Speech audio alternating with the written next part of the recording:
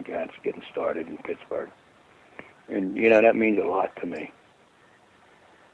All right, Dr. Mike Lano in California.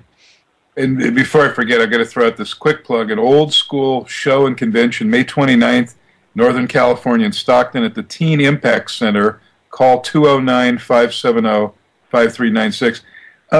Frank, I seem to recall, were you part of, Bruno was actually promoting in Pittsburgh, sort of, not separate from Vince Sr., but he was doing his own thing and booking it as territory, and I think you were on there, and that was the early years of Johnny Valiant starting out as John L. Sullivan, and Dominic, right. Johnny DeFazio, and a lot of greats.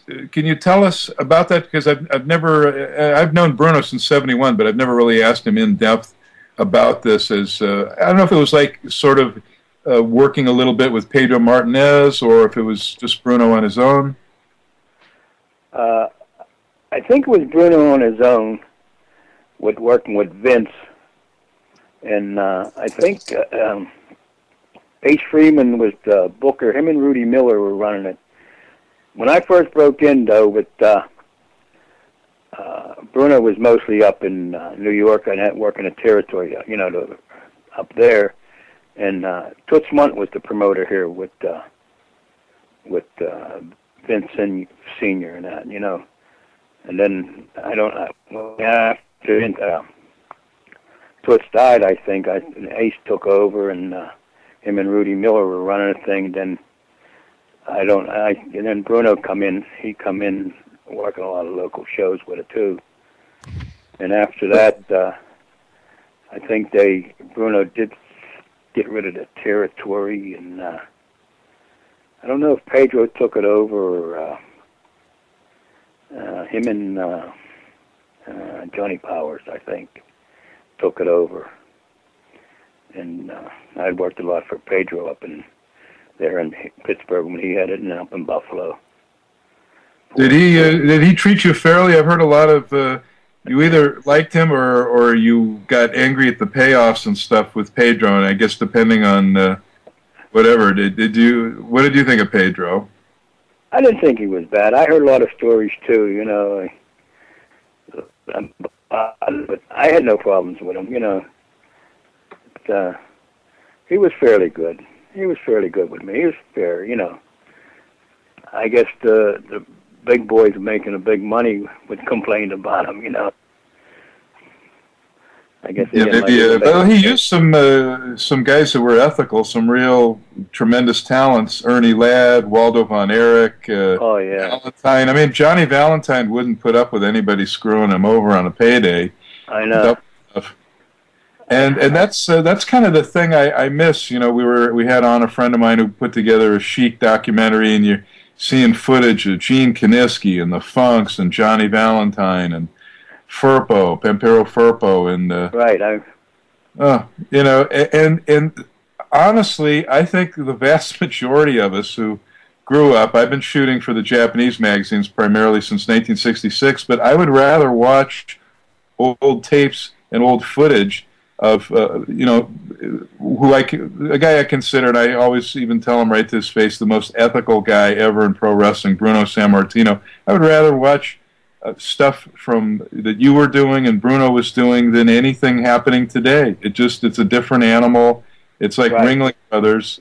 Right. And the stuff that you were doing, I mean, everybody, that was packing the arenas. And right. You didn't need fireworks, right. girls, entrance music, or any of that crap. The focus was more on the athletic aspect of it and trying to portray it as sport. And hopefully that's what you're doing when you work on these indie shows. And sort of the problem sometimes when you watch the kids of today, even on the indie shows, and I love it. I mean, they're doing their best, but it's like a high spot fest. Right. Go ahead. You're exactly right, because we done a show Sunday for the School for the Deaf, and the promoter there brought people from all over the country, or for these shows, and the show was a good show. But like you said, I watched these young kids in there, And to me, the fans probably wouldn't know it, but to me, it looked like everything was choreographed. You know, for some reason, that's the way I took it. You know, it was the matches were good and everything, but to my eyes, everything was choreographed. I mean, you know. That's exactly what it is. And right. Today, that's the way it is now. But it's wrong because you're throwing everything but the kitchen sink. You're doing spots A through C succession, but the whole art of it that came from the 1880s was improvising and sort of, you know, between the two guys in the ring calling it and perhaps maybe reacting to what the fans are doing, and just that whole art and the psychology and, you know, everything about stuff pre-84 is basically gone. And you know, I mean, like if a Johnny Valentine could take Gene Kiniski, put him in a headlock, and entertain people for 20 minutes right on the mat without exactly right. You know, that's the art of and it is. It's like jazz. It's a great American art form if done properly. That's right. That's the beautiful part of it.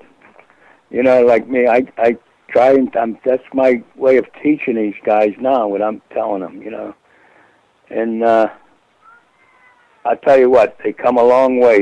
The group that I was with, they've come along. KSWA is it?